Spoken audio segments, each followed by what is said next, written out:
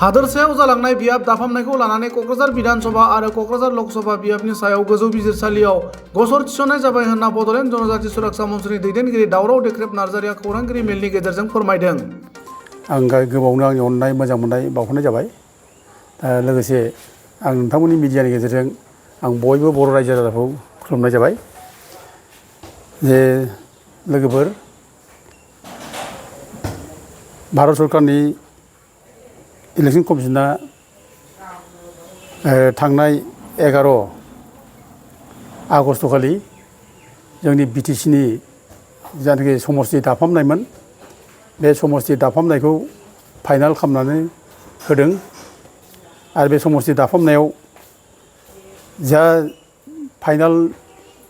Draft जों मोनबाय बे जोंनि थाखाय खोब गोजोनथाव नङा, जोंनि थाखाय खोब दुखुनांथाव बर' हारिनि थाखाय आरो बे बिफद गोनां खैफोद गोनां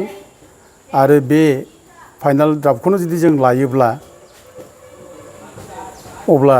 बर' हारिया खैफोद जागोन, बर' हारिनि राजनिथि अधिकारा थानाय नङा। दा बेखायनो जोङो बे इलेक्शन कमिशननि जानाखि समस्ति दानायनि फाइनाल फोसावनाय जों बेखौ गुदि खिथा गासिबो जोङो स्टाडि खालामनानै आरो लोगोसे गोरों गोरों एडभकेटफोरजों जों सावरायनानै नायदों आरो जोङो जोंनि जानि स्टाडि खालामना मोननाय बेबादिब्ला जे भारत संबिजितनि 332 आर्टिकोल 4, 5, 6 बेखौ बे इलेक्शन कमिशननि जानाखि ड्राफ्ट बे ड्राफ्टआ फाइनाल खालामनाय जादों आरो लोगोसे बिटिसिनि जानाखि 4.7 एकर्डनि स्पिरिट बे 4.7 खौ फाइनाल खालामनाय जादों आरो लोगोसे भारत संबिजितनिनो 330 आर्टिकोल बिनि 1C बेखौ फाइनाल खालामनाय जादों। दा जों बेखायनो बे फाइनाल खालामनायखौ जों नायनानै जोङो बुजि मोनबाय जे बेखौ जों जुदि कर्टआव चेलेन्ज खालामाबा दा जोङो जोंनि भबिसतखौ गिख्रंथाव जोङो थासारियाव जों नुगोन, बर' हारिया खैफोदाव गोलैगोन जों बेखौ नुनो मोनदों। दा जोङो इलेक्शन कमिशननो जावले जावले कमप्लेन होदोंमोन जे बिथांमोना जेनाखि ड्राफ्ट नटिफिकेसन जोंनो देखायदोंमोन, फोसावदोंमोन क्लेम एन्ड अबजेक्शननि जानाखि ड्राफ्ट फोसावनाय जों बेखौ लानानै जों जावले जावले कमप्लेन होदों जे बे संबिधानफोरखौ फाइनाल खालामनाय जादों, सिफायनाय जादों, मोजां जायाखै आरो जों बेखौ गनायनो हाया होनना जों बुंनाय जादोंमोन। खिन्थु दुर्भाग्य इलेक्शन कमिशना जोंनि जायनाखि कमप्लेन खालामनाय, जों अप'ज खालामनाय आरो जों क्लेम खालामनाय बेफोरखौ जोंनि माने लुबैनाय बायदि खालामाजासे जोंनि बेरेखायै थांनाय जादों आरो संबिधानखौ सिफायनानै थाङै थुङै बिटिसिनि जानाखि समस्तिफोर बे समस्तिफोरखौ फोसावदों। दा बे हिसाबै जों दिनै थिरां खालामबाय दा जों बेखौ जों जुदि चेलेन्ज खालामाबा सिरि थानानै जानाय नङा, जों कर्टआव चेलेन्ज खालामनांगोन। जोंनि कमप्लेनानो जुदि आजाव जायाखिसैब्ला जों गणतान्त्रिक भाबै जि कमप्लेन होबाय, जों लिगेल भाबै जोङो माने कमप्लेन होबाय, संबिधानखौ लानानै जों जेराव कमप्लेन होबाय इलेक्शन कमिशननो, इभेन जोङो इण्डियानि प्रेसिडेन्टखौबो जों लोगो हमलायलायबाय। दा बे खेथ्रआवबो जुदि जोंनि कमप्लेना जुदि गनाय जायाखिसैब्ला जोंहा उफाय गैया, मोनसेल' उफाय बेनो जाबाय जों कर्टआव चेलेन्ज खालामनांगौ। दा जों बेखौ लानानै जोङो कर्टआव चेलेन्ज खालामनाय जाबाय। जों थांनाय 30 सेप्तेम्बर खालि जोङो गुवाहाटि हाइकर्टआव जों केस होनाय जाबाय आरो गुवाहाटि हाइकर्टआव केस होनायनि उनावनो आरोबाव गुवाहाटि हाइकर्टआ 6 अक्ट'बर खालि मोनसे हियारिं लाबाय। हियारिं लानानै बेयाव 1 घन्टा मोनसे डिबेट जादों, 1 घन्टा 9 मिनिट डिबेट जादों आरो बे डिबेटखौ अलरेडि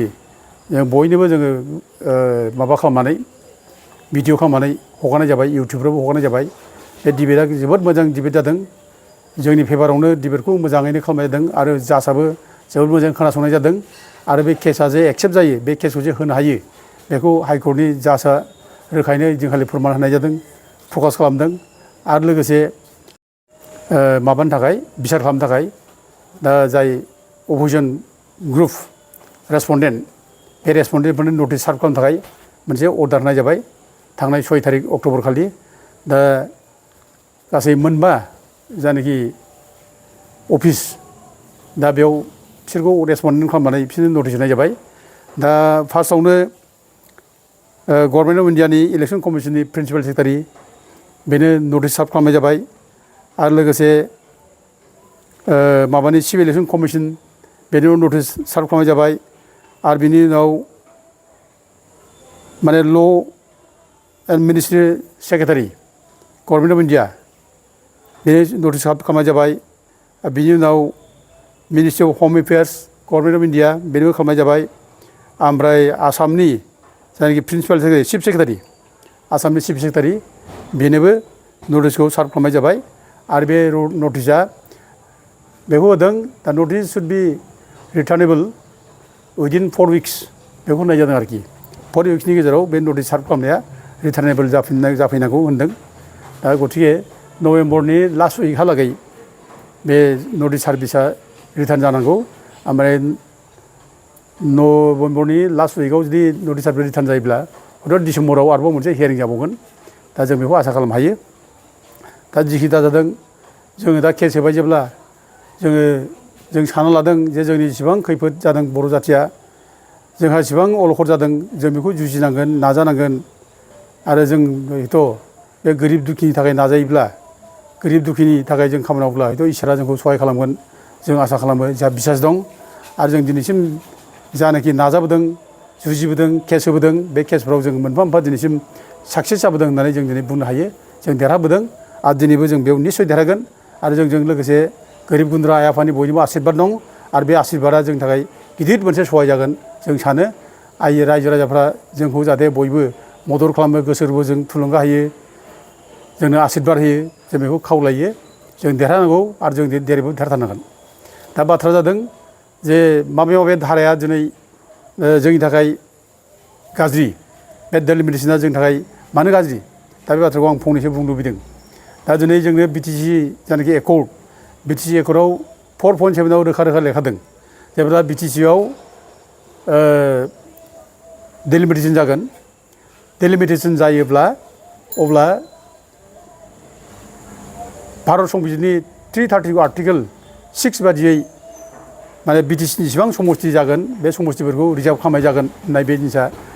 रोखा 4.7आव बिटिसिआव दंखायो दा बे मोनसे ओमफ्राय लोगोसे भारत संबिजितनि 330 आर्टिकेलनि 1C बेयाव रोखा दङ बे माबाफ्राव 6 शेड्युल एरियायाव लकसभा समस्तिखौ ट्राइबेलफोरनो रिजार्भ दोननाय जागोन होननाय बे जिनिसा लिरनाय दंखायो दा बे हिसाबै दा जोंनाव जुदि मोननै समस्ति लकसभा समस्ति जुदि जोंनो होबायब्ला क'क्राझार आरो उदालगुरि दा बे मोननै समस्तिया जोंनि रिजार्भ जानांगौमोन दा जोंनि बे मोनसे जुक्ति ओमफ्राय लोगोसे जे जोंनो जानाखि 332 आर्टिकेल 6 जेखौ बुंदों बे 332 आर्टिकेल 6 बादिब्ला जे बे जाय माने जेसेबां माने बिटिसि एरियायाव रिजार्भ माने जोङो डेलिमिटेसन बानायगोन समस्ति बानायगोन बे समस्तिफोरा रिजार्भ जानांगौ होननानैसो बेयाव लिरनाय दं रोखा लिरनाय दं बे हिसाबै बे डेलिमिटेसना जोंनि थाखाय गासिबो रिजार्भ जाजोबनांगोन खिन्थु मोनसेबो रिजार्भ जानाय जायाखिसै ओमफ्राय लोगोसे दंबावो 330 आर्टिकेलनिनो 5आव दंबावो जे बिटिसिनि खुनु सिमाखौ बाराजासे सिमाखौ एनक्रस खालामाजासे बिटिसि बाउन्डारि सिङाव थानानै माने सिमाखौ समस्तिखौ बानायनांगौ होननाय बे 330 आर्टिकेल 5आव बेयाव रोखा लिरनाय दं दा दिनै खिन्थु बेफोर गासिखौबो भायलेट खालामजोबनानै दिनै जोंनि बिटिसिनि जायनाखि 6 शेड्युलनि गोहो 6 शेड्युलनि गोहोखौ सिफायनाय जाबाय 6 शेड्युल गैयि बायदि खालामनाय जाबाय दा दिनै दरं माने उदालगुरि मोनसे लकसभा समस्ति बानायबाय आसाम सरकारा इलेक्सन कमिसना दा दरं उदालगुरि बे मोननै माने नामजों मोनसे लकसभा समस्ति बानायनो हायामोन दा बे जायनाखि लकसभा समस्ति बानायबाय बेबो बिटिसिनिनो गासै 6था समस्तिखौ एमएलए समस्तिफोर बे एमएलए समस्तिफोरखौ लांनानै बिटिसि सिमाखौ सिफायनानै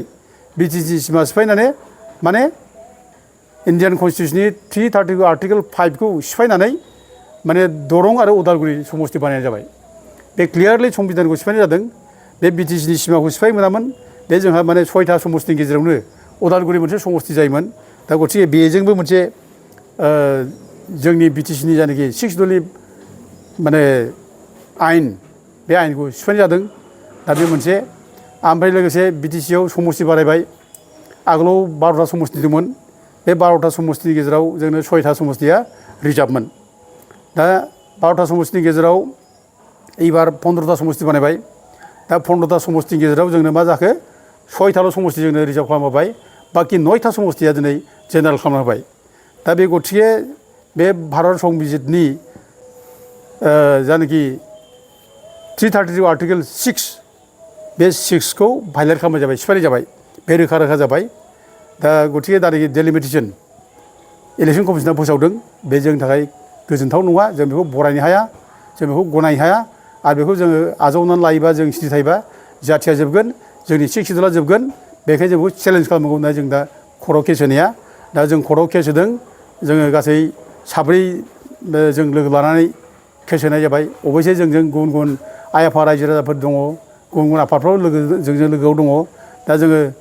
सानसुमा खुंगुर बसुमतारी जोंहर बसुमतारी ओमफ्राय अमरसिं ब्रह्म ओमफ्राय दावराव दैख्रेब नार्जारी नामाव जों बे केसखौ जोङो होनाय जाबाय दा बे हिसाबै दिनै 6 थारिखआवबो हेयारिं जालांखांबाय आरो फैगौ नभेम्बरनि लास्ट उइकआव हयथ' जों मोनसे हेयारिं मोनगोन आरो उनाव बिसारा जालांबाय थागोन दा दिनै रोखा रोखा जाबाय